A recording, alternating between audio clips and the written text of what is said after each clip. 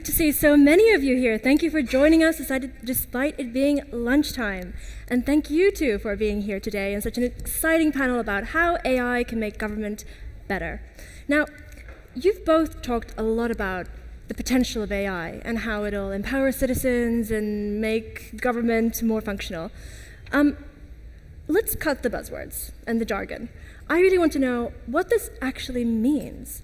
Now, Mr. Blair, over to you. How could AI make government better? What does that mean? How does AI make government better? Because it allows you, number one, to transform the process of government, and number two, to transform public services for which government's responsible. First of all, let me say it's a great pleasure to be at the South by Southwest conference. I think it's wonderful that they've decided to have it in London. I think it's going to knock, where is it, Texas? Austin. Yeah, it's going to knock that out of the park. And congratulations to Ali and all his team for doing that. And it's also an enormous honor and pleasure to be on the stage with Peter Kyle, who's one of the people I admire most in politics. So I hope that doesn't damage your political career too much, Pete. He had a good future up to that point, but there it is. So no, it's absolutely transformative. And look, I'm not an expert on AI, but when I stand back and I look at what it's doing, I think we're in the foothills of the most transformative revolution since the Industrial Revolution of the 19th century. But concretely, how is it going to change things? Well, for example, government's all about process. So you can use AI to speed up the processes of government. You could use it for everything from making sure that you do, for example, all the routine jobs of government much more efficiently. You could be responding to people in a much more sensitive, faster, better, more efficient way. If, for example, you're able to merge data sets across departments, you're going to save money, you're going to better analyze, for example, your health data in a way that allows you to make better health policy. And then when you look at public services, you should be able to personalize education in the future. You're going to have AI tutors, you should have AI nurses, AI doctors, you're going to be able, we already do a lot of imaging much, much better through using artificial intelligence. And I would emphasize, but you're an expert on this as well, Melissa, and you guys will know more than me, but everything I'm reading about it shows me that we're literally just beginning this journey. And so, we have a project at my institute called the Reimagined State. And I think just as the Industrial Revolution gave birth to the kind of 20th century state, so I think this technology revolution ultimately will change the whole way the state and government works, make it much probably smaller, more strategic, more competent, more efficient, cost less, and give a better service to the customer. Now, having said all of that, when I do this, people always think, I'm a sort of tech enthusiast that doesn't see any downside. It's general purpose technology, right? So it can be used for good things. It can also be used for bad things, right? But when I discuss this with political leaders and they say, well, tell me, this AI is a good thing or a bad thing? And I say, it's a thing, right? Actually, it's the thing. So yes, you've got to mitigate the risks and deal with the dangers, but you've got to access the opportunities. But if I was in government today, I think I would be thinking about how you reorganize the whole of government around how you embrace and access this revolution. Now, Mr. Secretary of State. Peter. How are you doing this? What is the government doing? Well, what I'm going to do is carry on, take where Tony left off. Because Tony just described, because it's a general purpose technology, how it can be used in hospitals to get more efficient, more effective, better, more reliable scanning, and it's going to go through productivity right the way through. It's a general purpose technology. But the thing I would add is that we do have agency in this. We are the government. We can choose how we will apply it, how we will use it. And AI has the potential to be truly transformational. It can increase productivity. We will do that. We are doing it. We've just finished a trial of Microsoft Copilot. We had it with 40,000 civil servants. On average, they saved 26 minutes per day. That's 2 weeks' work a year. by doing very, very routine tasks, taking it away. More than 90% of civil servants loved using it because of the impact it had on giving them more challenging work to do rather than just all the repetitive tasks that were being done. So we're doing the sort of incremental productivity gains from it. But the real challenge is, how do we rethink government into the long term? I think that's the lesson from you in government as Prime Minister, and it is the ambition that Keir Starmer has set as Prime Minister today, because we want to have a fundamentally different approach to governing, which empowers citizens. I think when you look at the reforms that you undertook as Prime Minister, which was a lot about getting power out of Whitehall as far down into communities as possible, with academy schools, with foundation trusts for health. Now, with technology, we can go straight down to the individual citizen. Empower people with information, with analysis, and the ability to interact directly with the state. And I think that could be fantastically transformational. And when you achieve that, it then poses the question, what tasks do government departments, do local authorities, do education authorities have in that world? And when you see that potential, and you move back from it, and you see how we're moving forward at the moment by designing tools, by implementing tools, by working with AI partners, both here in the UK and internationally, when you work back from the potential and when you move forward from where we're going, does it meet in the middle? And I think that is what exercises me the most. Are we fully exploiting the opportunity? And finally, just to say, there's a lot of talk about transformation of government, both domestically and abroad. And we have Nigel Farage saying that he's doing sort of Doge UK in Kent County Council. I think there's a way of doing this that doesn't scare people. I'm a Labour, I'm a progressive politician. I want to do this in a way that inspires people. And I believe that when you look at the work that my department has done since we came into office last July, where we have taken our department and connected it directly to individual citizens by the launch this month of the gov.uk app, followed by a series of other digital products, individual people around the whole of the UK will finally be connected individually and directly to their government. And the people in my department are completely energised by this new function. And if you involve people in the benefits of technology and what it can do in public service, you can actually energise a workforce around transformation and not scare the pants off them, which I think some people in public life seem to be doing. So how will we as citizens experience this technology? I mean, what are we expecting? A chatbot or... Thank you. Yes. Paint the picture. Right. Yeah. Thank you for my 30 seconds to say this. So we will have this month the gov.uk app, the first time that citizens will have a full general purpose app. It will be the first step, so let's limit expectations from it, but what I am guaranteeing is very rapid progress from that. Within weeks of launching the gov.uk app, attached to it will be a chatbot which is trained on 700,000 pages of government information. So whether you're talking about local services, whether you're trying to set a business up, whether you just made redundant, whether you're on maternity, you've just got pregnant, want to understand what you do next, you can interact via the app, via a chatbot which we've done in partnership with Anthropic, on all government services. That will be intuitive, it will be informative, and it will signpost as well as inform people in a human language where, believe me, finding the answers to these questions online at the moment is a real myriad. Then we'll have the digital wallet that will be added to it shortly afterwards, starting with the digital veterans card. Then by the end of this year, we will have the digital driving licence that will be added to it, where 50 million Britons with provisional and full driving licences will be able to have access to all of the online services that go, all of the functions that go with a driving licence, which includes age verification, so the ID card services that go along with it. So all of this is happening, and let me just say, not one single word of what I've just said is legacy work which we inherited when I came into office in July last year.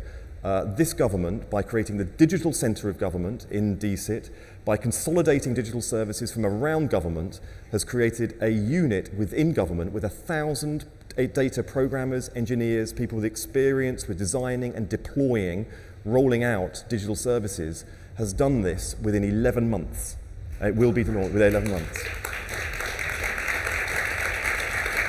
So any of you that is working in all these different parts and corners of the tech world, have thought about public service, we now, I believe, have a function within government down in Whitechapel, not far from where we're sitting now, which finally can match the scale of ambition, drive, and the speed with which you want to change the world. We can now do so within government, for which you've only been able to do in the private sector in the past. And that's something that I think I'm really proud of, and I hope shares some of the ambitions that you've set for me in opposition and in government privately. You're doing a fantastic job with it, actually. I mean, what is necessary is to push that across the whole of government.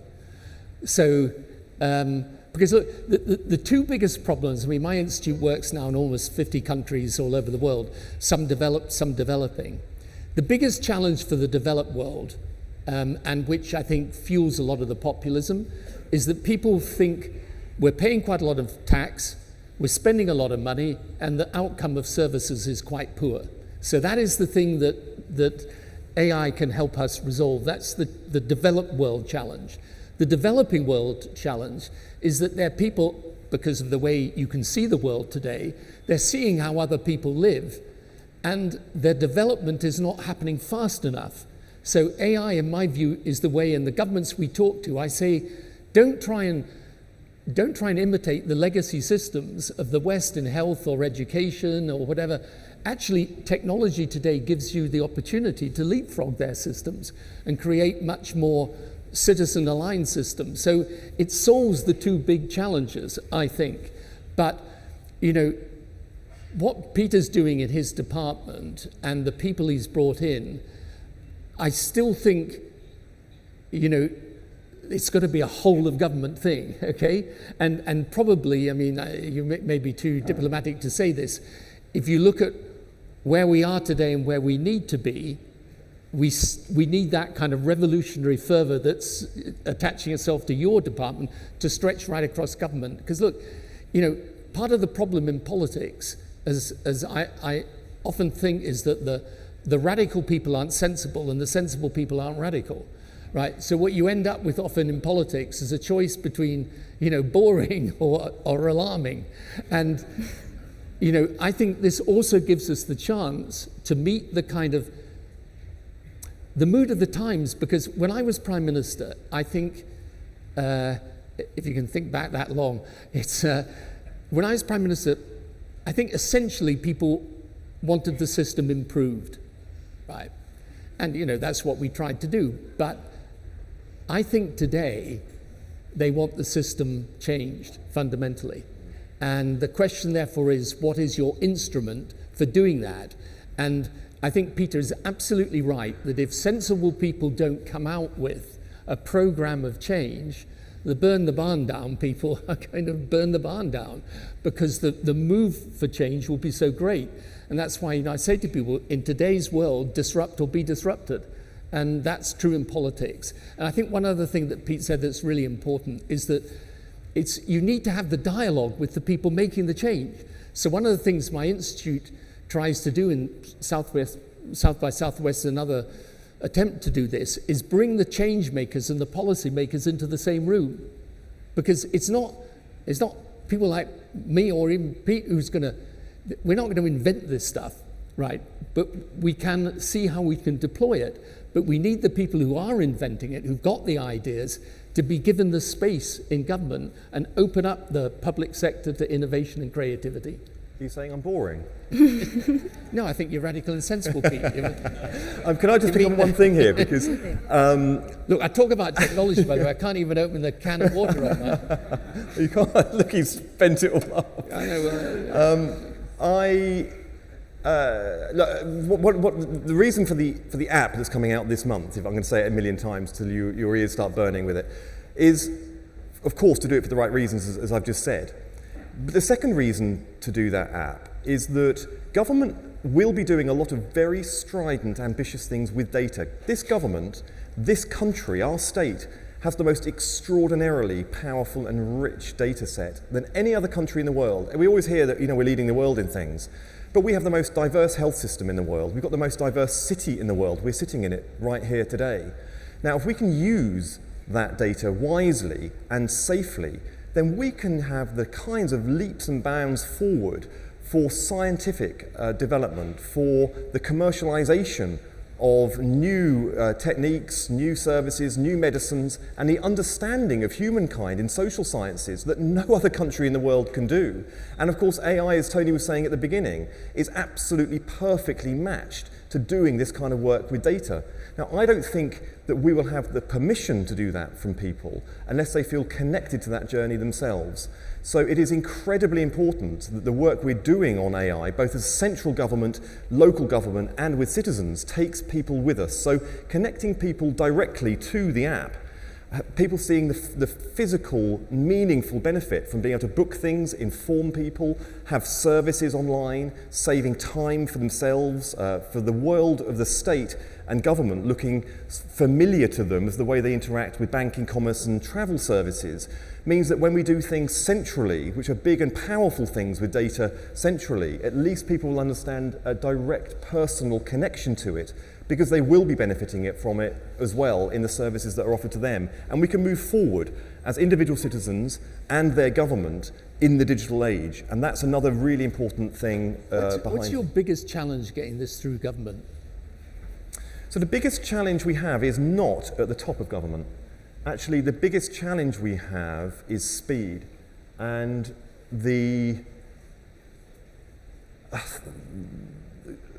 I had a meeting this morning.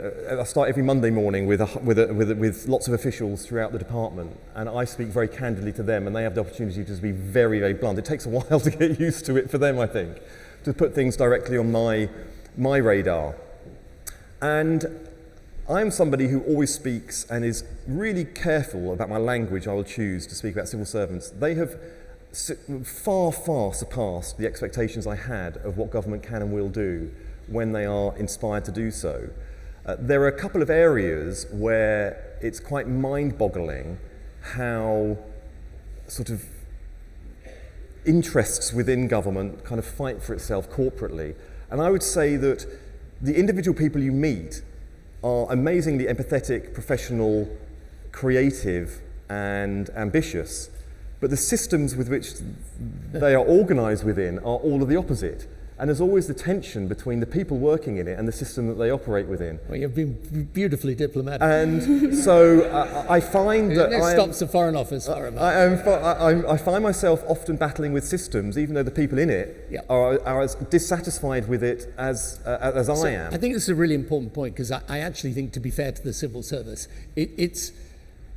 I have come to the conclusion, after a long experience both in government and working with other governments, that it's actually not reasonable to expect the civil service to be the origin of innovation. It's not what they do best, it's not what they're really there for. And to be fair to them, you will rarely get punished in the civil service system if you don't innovate. If you don't make a decision, you're not going to get punished, right? You make a decision, it goes wrong, you innovate, it doesn't work, right? That's a black mark against you. And that's why I think, and this is why it was very important you brought these people from the outside into the civil service. I think you've got to be very honest about this. The innovation's going to come from people from the outside coming in. And then, of course, you've got plenty of civil servants who will get behind that, but it's very hard for it to originate. And one of the things I learned, just to say, over the 10 years, is that the system is brilliantly resistant to change. Mm-hmm. If those of you who can still remember the old Yes Minister, I always say to people, it's a documentary, it's not a comedy. I mean, that's what it's like. The system has a genius. When I was growing up, people said the civil service is a Tory conspiracy. And when I got in there, I realized it wasn't a conspiracy for the Tories or for Labour. It was a conspiracy for inertia. And it's got a genius for absorbing the pressure for change and then suffocating it. And that's why I think you've got to do this, it requires drive from the top, but it also requires And this is good that the spending review now is saying to every one of those ministers, you've got to have an innovation part to what you're doing and the application of AI. Because if it is as big as we're saying it is, it's got to become a fundamental mission, not at the rhetorical level, but actually driven through that system. And that will depend on different people being brought in with different skills into government. Now, this all sounds amazing, a fantastic vision, but obviously this comes with very real-life risks, right, for the government as well. A chatbot. They still hallucinate. They make stuff up. New York City had to take down their chatbot after it told businesses to break the law. In the Netherlands, the government had to resign after an algorithm that was supposed to weed out benefits fraud penalized innocent people because it was biased and racist. Now, what are you doing differently? How are you going to avoid these kinds of harms? Okay, I'm going to take this directly on and show the world through my eyes on this. There are lots of issues. Every time government does anything, and Tony's just given the perfect outcome of where caution comes from. It comes from this. Because everything government does is involving people's financial data, their health. We take away people's liberty. So you couple that with the mistakes that can be made, not just with this, with paper-based systems, you have the same risk in it, which is why risk is very prominent, and understandably, we need to be far more cognizant of the consequences of failure within government than in other areas where the consequences aren't so great. What we can do is learn from all of these mistakes. What we can do is hire the best and make sure that we are embracing the very best. We can bring people in from the outside and have a very healthy system of skills coming into government from where we can, but also have as a foundational understanding that risk isn't always coming from one side. And I've said this to my department within the first week of coming into office, that I am faced as a Secretary of State with two separate competing risks. There is the risk that we embrace digital technology, AI, and we apply it vigorously within government and on behalf of citizens throughout the country, and we will get bits of it wrong, and there will be consequences for getting it wrong. Or we take the second risk, which is we don't do it. And if we don't do it, then the gap between citizens' experience of the rest of their lives and government and the welfare state gets larger and larger and larger until the welfare state just becomes obsolete. Will it become obsolete because people like me want to become it obsolete? No, it will have become obsolete because of caution. And that, for me, is the greatest risk that I faced. So therefore, if that's the risk I'm not willing to take, then I focus on managing and mitigating the risks involved in change. And that is what my department is focused on. And I'll give you, because you keep asking us for colour, for real lived examples of this, rather than keeping it all high level. The first one is that when we did our first chatbot for the web version of gov.uk, we got to the point where all of you would have experienced, we couldn't have enough internal testing of it. We had to go to public beta testing. So up came the submission from the civil service, who I adore. I love you all. You're all sitting over there. And they said to me, our strategy is to keep you, Secretary of State, as far away from this as possible, because it could go wrong. It could start saying crazy things, and you're going to have to go out and defend it. And I said to them, I want to hug it, embrace it, own it, and I want to go out there and do a full media round the day it goes live to encourage the public to come in and help us break it. Because people have got to understand that government in the digital age is going to become familiar in the way that development happens in the tech world. ChatGPT was ridiculed. ChatGPT 2 was ridiculed. ChatGPT 3 changed the world. And that same development cycle we're going to have to get used to. So I did it. I went and did the media round. I embraced it. And then at one point in beta testing, the British government chatbot did start talking French, which you would have understood. But nobody broke it. Nobody broke it through it, and then now we're able to put it into the app and all the rest of it. And the lesson for the civil servants through which I engaged with in that period is, I will take the risk. I'm not going to blame them for it. I will take the risk. I will make sure that I'm the one that fronts it up if it goes wrong, and I promised them that if something happened, I would be the one that would go out and do the media for it, and I wouldn't blame the civil servants for it. Now, that just changed the whole approach to digital for our department, because now we have people who can come in from the private sector and they know they're not going to get shafted if something goes a bit wrong, and they can start coming up to me with some really, really far-reaching proposals, which were a bit hair-raising, which let me pay a compliment to Tony, because when he was Prime Minister and I was a very lowly advisor, I don't know if you know this, I went with you when you went to your strategy unit in number 10, and you did a Q&A with your strategy, your policy team. And you were asked the question by one of your policy team, I hope I'm not breaking a confidence here, one of them said, what is it that you want from us that you're not giving us? And you said, every weekend I read all these submissions. You have to see, Tony's clicking his fingers at the moment. He's getting... You said, every weekend I read the submissions you put to me in the weekend box, and I encourage you once a week, a few of you, to put in blue sky thinking into my box, and I really enjoy reading it. But if you will notice, the notes that I always write on them are, this is great, go further. This is really good, we need to dig deeper into it. This isn't far enough, we're not, we need to do more if we're going to change the country.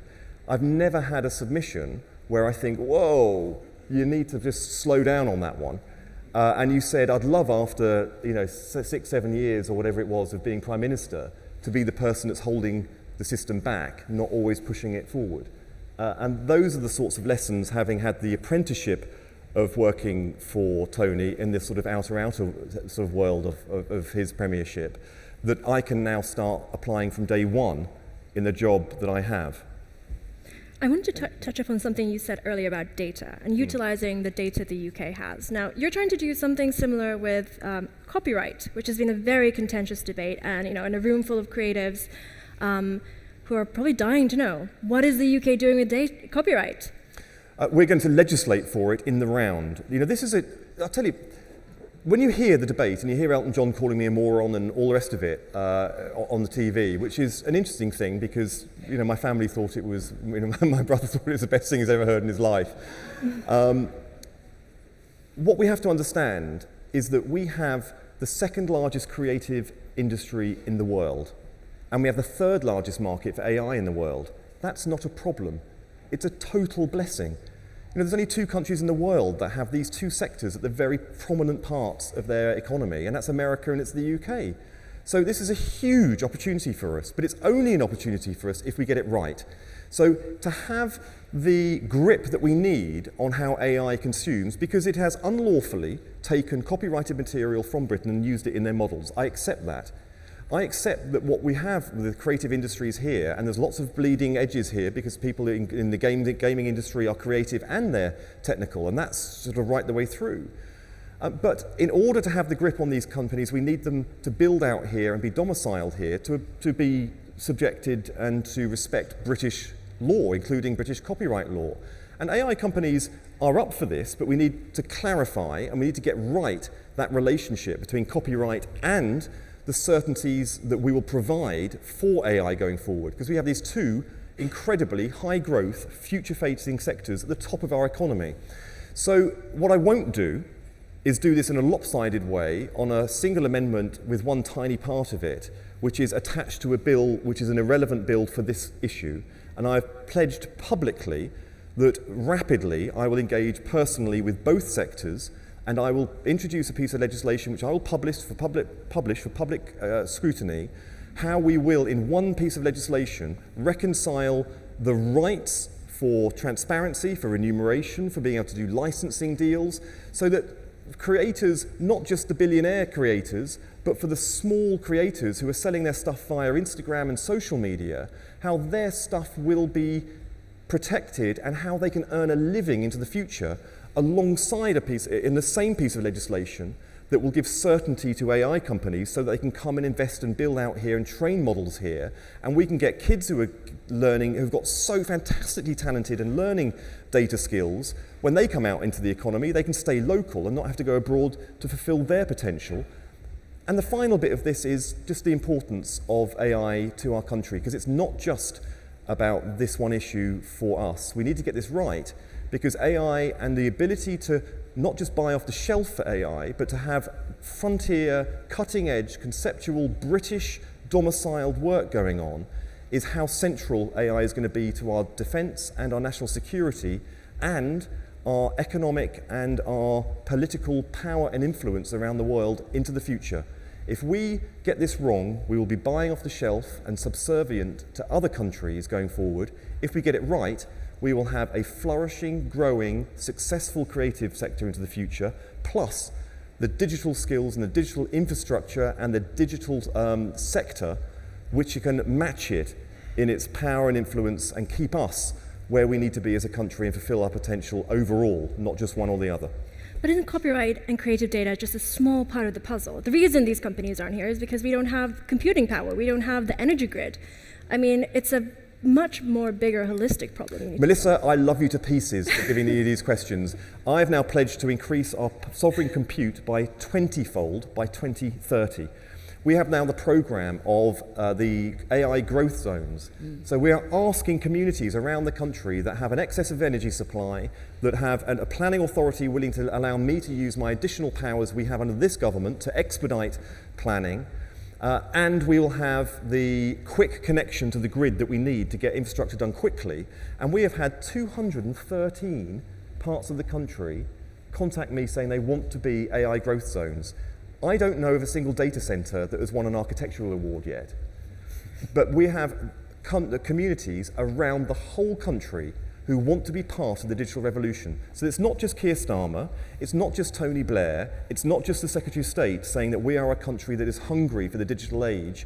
We have communities right down to the grassroots saying they want to be part of it. And when you see how we will unfold the AI Growth Zone project and how we will get the data centers and the infrastructure of the future, you will see a scale of ambition that will not be matched by any other country on earth. And secondly, because this is a progressive Secretary of State in a progressive Labour government, you will see parts of the country that have been left behind for too long that will be front of the queue to benefit from this wave of industrial change, which Tony talked about at the beginning. No individual, no community should be left behind when this tide of opportunity and challenge sweeps around the globe. We do have agency, and we want to apply it in a way that levels up opportunity for people and levels up opportunity for communities, economic and social, right around the United Kingdom. And that is what I am totally driven on. Now, we have 5 minutes left, and Tony, I really want to download some wisdom from you. Because You want to download some what? Wisdom. When you were Prime Minister, you saw that's when Google and Facebook were founded, right? And you saw that first wave of big tech arise. What sort of lessons have you learned from that, looking at the AI boom we're in now? Yeah, Facebook. First lesson I had learned was in about 2006. I was at some international gathering. I was speaking as Prime Minister, and someone said to me, "That guy in the corner is going to change the world." And I looked around, and there was this kid in the corner. I said, "Well, he's going to change the world." It was Mark Zuckerberg. And so the first thing I've learned is it's a completely different way of looking at the world. And I think, look, it's a problem for people above a certain generation to get their heads around all of this. And, as I was saying to some people the other day, I mean, some time ago I was asked to go and give a speech on cryptocurrency, which was a mistake to begin with. Anyway, Someone that can't open a can of water. I know, but you didn't open that one either. I've opened it now. Thank you. Anyway, so I phoned my son Ewan, who's going to be speaking here later in the week, and I say to him, "Ewan, you've got to explain cryptocurrency to me." So he gives me this explanation. I say, "I don't understand a word of what you're talking. I literally don't understand what you're talking about." So he then sends me this thing called The Idiot's Guide to Cryptocurrency. I read it, and I've obviously attained a higher level of stupidity because I still don't understand it. So the morning of the speech, I phone him in desperation. I say, "Ewan, I'm about to go and speak to these people about cryptocurrency. What do I say?" He says, "Tell them you're sick." So I start with a lot of humility. Okay, I came along way after. I mean, famously, I only sent one email the entire time I was Prime Minister. But as I say, what's important is not that I understand it, but I understand what it does. And I honestly believe this is the case. In the Industrial Revolution, which began in this country, In the 19th century, countries rose or fell depending on their ability to understand this revolution and access it. So China was the world's largest economy at the end of the 18th century. By the end of the 19th century, it had been overtaken. So Japan embraced the Industrial Revolution, soared upwards. China didn't, and went into this closed period for a long period of time.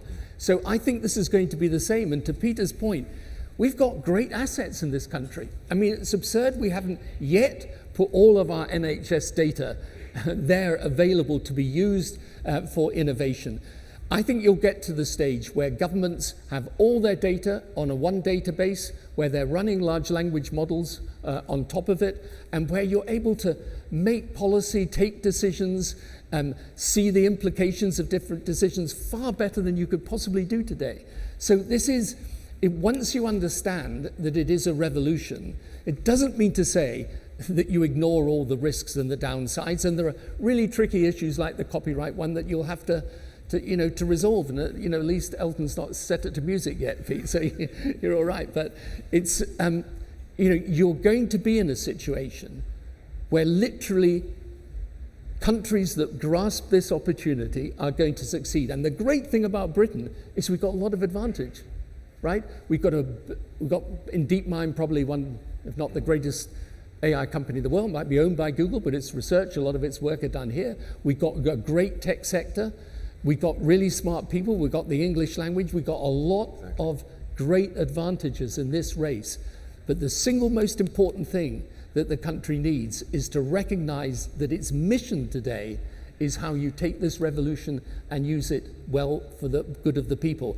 And I think, in politics, people often think it's a bad time to be in politics because of all the difficulties and the challenges. And we live in a much less optimistic time, I think, than when I became Prime Minister. But actually, it's an exciting time to be in government for precisely the reasons Peter gives. And what we need now is the vision and the imagination, the creativity and the drive to get it done. Because if we do get it done, we'll find a huge renaissance for our country and the ability to create a country that is not just more prosperous, but more equal and more fair. Wonderful, thank you.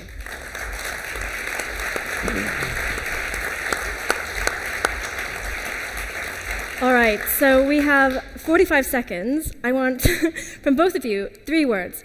If you manage to pull this off, what will the UK, how will ordinary citizens feel the UK government and AI in 2030? Peter, you go first. 3 words. Citizens will be empowered. Government will be smaller and smarter. And people will feel more connected to the way government acts on their behalf. Okay, those 3 sentences, but I'll let it pass. Tony? I think all of that. Plus, you'll be able to talk to someone that is infinitely knowledgeable around 24 hours a day and never gets impatient and never tells you you're a complete idiot. Hopefully. All right, well, thank you so much. That's all we have time for, but thank you, and thank you, Peter and Tony. Thank you very much.